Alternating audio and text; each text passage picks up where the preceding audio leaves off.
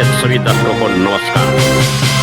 कलायत के श्री रैदास तख्त पर बसवा टीम के द्वारा मनाया गया शिक्षा दिवस समारोह और शौर्य दिवस। आइए देखते हैं एक विशेष कवरेज।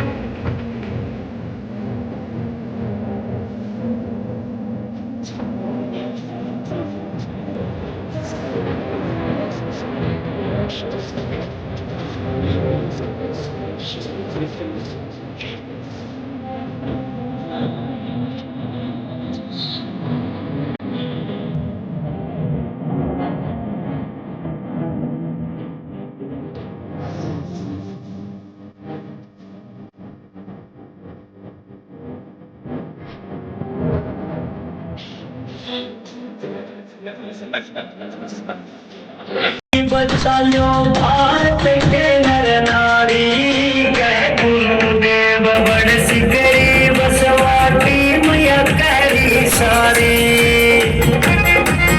हरियाणा को नशा मुक्त करेंगे, मिलकर कर लो तैयारी। युवा को बर्बाद कर दिया लाख नशा बीमारी। हरियाणा को बर्बाद कर दिया लाख नशा बीमारी। नशा छोड़ो और जिंदगी बचा लो, सुन लो सब नर नारी।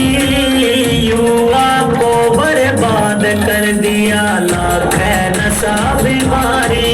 हरियाणा को बर्बाद कर दिया लाख नशा बीमारी। अपने बच्चों को तो आगे लेकर आ सकते हो।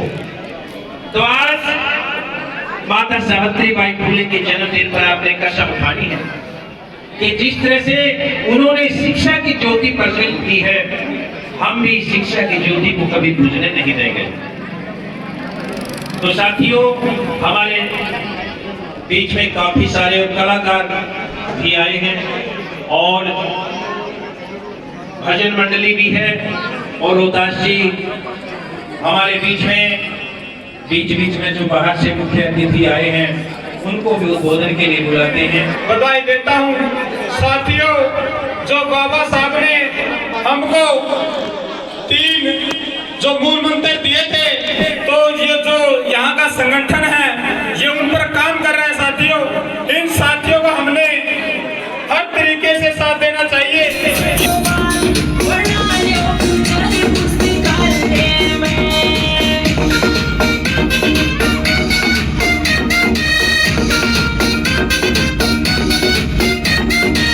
प्रति समर्पित रहते हैं और सभा में जितने भी हमारे विशिष्ट अतिथि आए हैं मैं उनका भी मान सम्मान करता हूँ और खासकर उन माताओं का, बहनों का मैं ज़्यादा शुक्रिया अदा करता हूँ।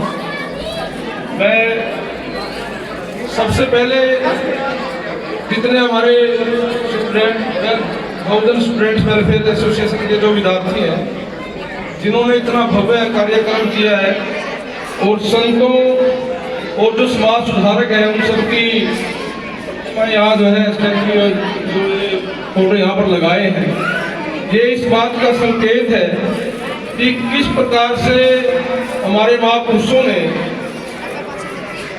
ऐसी विपरीत परिस्थितियों में रहते हुए भी समाज को एक नई दिशा दी, एक नई जागृति पैदा की।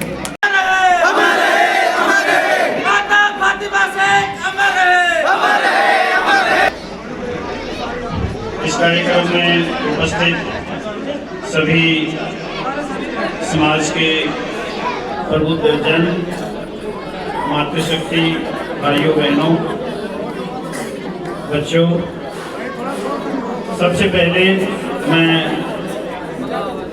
माता सावित्रीबाई फुले जी, माता फातिमा शेख जी, उनको नमन करता हूँ जिन्होंने अपनी जिंदगी में इतने बड़े त्याग करके अपने जीवन को इतने बड़े मिशन में लगा करके मानवता के लिए और विशेषकर महिलाओं के उत्थान के लिए लगा करके हमें ये अवसर दिया कि हम उनके नाम से आज बैठ करके सम्मान से अपना सिर ऊंचा करके ये कार्यक्रम मना रहे हैं।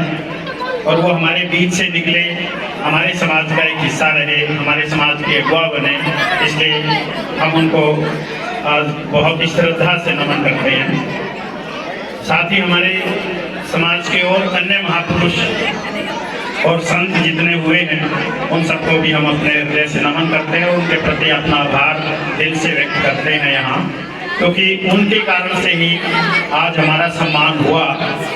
उनके कारण से ही हमें ये सम्मान हुआ कि हमारे पिछले जो इतिहास थे, हमारे जो पूर्वज थे, वो भी गौरवशाली थे और उनमें प्रतिभाएं थी। उन्होंने हमारे समाज के लिए नहीं, पूरी मानवता के लिए, पूरे विश्व के लिए ऐसी ऐसी चीजें की हैं जिस पर हमें मान होता है। इसलिए आज हम उनको बहुत दिल से याद करते हुए सभी को नमन करते हैं, उनके चरणों में हम अपना सिर झुकाते हैं। मैं अपनी बात कुछ कहने से पहले सबसे पहले आपसे माफ़ी मांगना चाहूँगा कि मैं बहुत देर से कार्यक्रम में आया। अधिकतर मैं कार्यक्रम का जो समय होता है उसी पे आता हूँ और पूरा समय रहने का प्रयास करता हूँ ताकि सबके बीच में रह सकूँ और सबकी बातों को आराम से सुन सकूँ।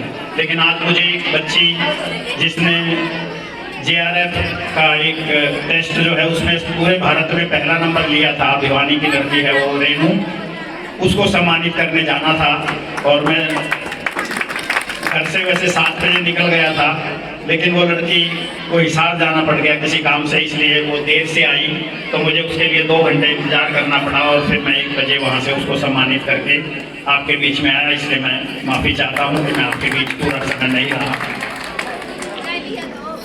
बसवा टीम का मैं बहुत बहुत आभार मानना चाहूँगा और आप सबका भी कि आप सब ने ये कितना सुंदर आयोजन किया और इतने लंबे समय से आप यहाँ पर बैठे हैं।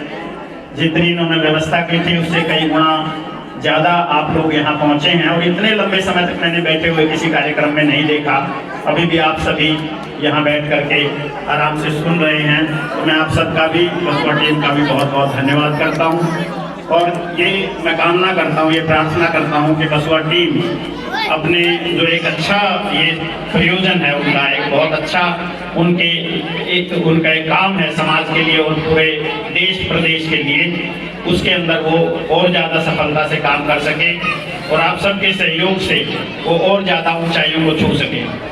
अब तक उन्होंने जो अपने कम साधनों के होते हुए भी जो उपलब्धियां उन्होंने प्राप्त की हैं, मैं उसके लिए उनको बहुत बहुत साधुवाद देता हूं। उसके लिए उनकी बहुत बहुत भूरी भूरी प्रशंसा करता हूं कि जितने उनमें सामर्थ्य है, चाहे वो आर्थिक सामर्थ्य हो या उनके अपने समय की हो, साधनों की हो, वो कम सामर्थ्य के होते हुए भी उन्होंने इसे ये जो भागीरथ काम है, शिक्षा का काम, लाइब्रेरी खोलने का काम, समाज में चेतना जगाने का काम, लोगों को जोड़ने का काम, इस तरह के प्लेटफार्म देने का काम जिससे लोग सीखें, बच्चे सीखें, बड़े सीखें, बुजुर्ग सीखें, पढ़े लिखे भी सीखें, मिलें, वो सब इस तरह के जो कार्यक्रम उन्होंने किए हैं, अब तक कर रहे हैं सफलता से, उसके लिए उनको बहुत बहुत साधुवाद है और हमारा बहुत बहुत नमन है एक तरह से। और मैं ये कहना चाहूँगा उनसे कि वो अपने इस काम को आगे बढ़ाते रहें।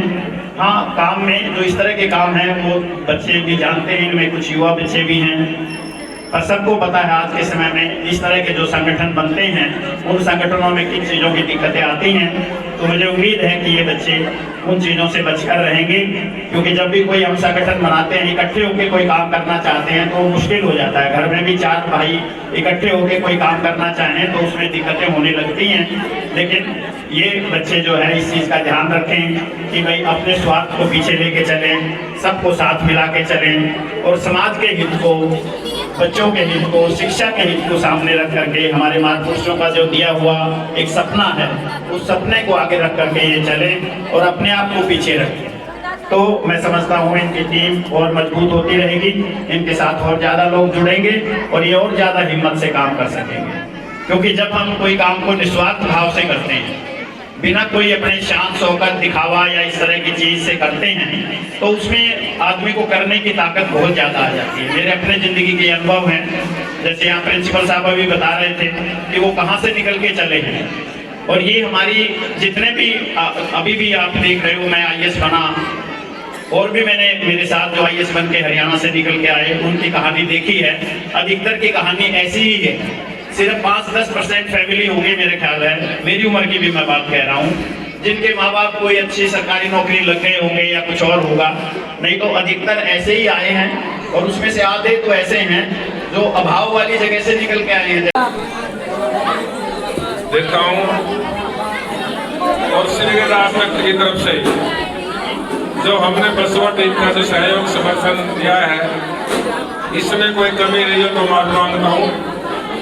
और जैसे कि हमने हमारी टीम को श्री रैदास प्रबंधक कमेटी की टीम का भी मैं शुक्रिया करता हूँ कि जिन्होंने बसवा की टीम का दिन रात मिलकर काम किया और प्रोग्राम सफल होने में अहम भूमिका निभाई।